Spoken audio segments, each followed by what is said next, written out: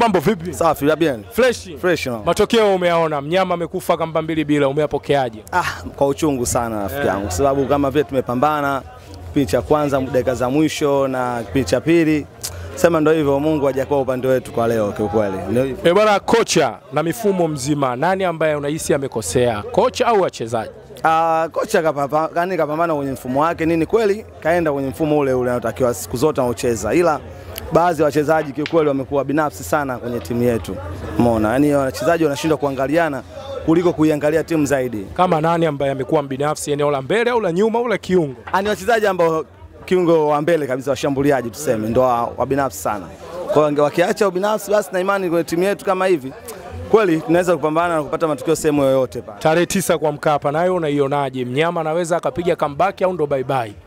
Inawezekana, ila kwa kuwa tushatangulia chuma 2 ugenini tena na jamaa zetu tunajua Waarabu, ndio hivyo tutasema kwa tutashinda, ila kuvuka ndo tujewe. Umeona, kuvuka tujue, ila kushinda tutashinda kwa Mkapa. Naamini kabisa Simba hii ya Mpanzu na Kibwa ipati 2 bila, ipati 3 kwa Mkapa. Ndio hapo 2 bila unaweza kupata, lakini sasa je, 3 napata bila? Jamaa Waarabu tunajua siku zote wanapocheza, kwa kisha kuja ugenini lazima gap ya kwanza ni point 1. Umeona, gap ya pili kwa je tutavuka, na washapata ushindi kwao, basi utaangalia tu kwa tuwapata matokeo nyumbani, tulinde zaidi hapa. Kama tutafungwa 1-2 basi unakuwa wamepita tena zaidi wao. Mwamuzi amekuwa sehemu kubwa ya lawama ya mashabiki wa Simba kwamba amewanyonga. Hii nayo unaizungumziaje? Ni kweli, kwa sababu tumenyimwa penalti ya wazi kabisa, tunaona kwa Teba kaguswa, ila ndio hivyo tumeshindwa kusupport yani kumshinikiza.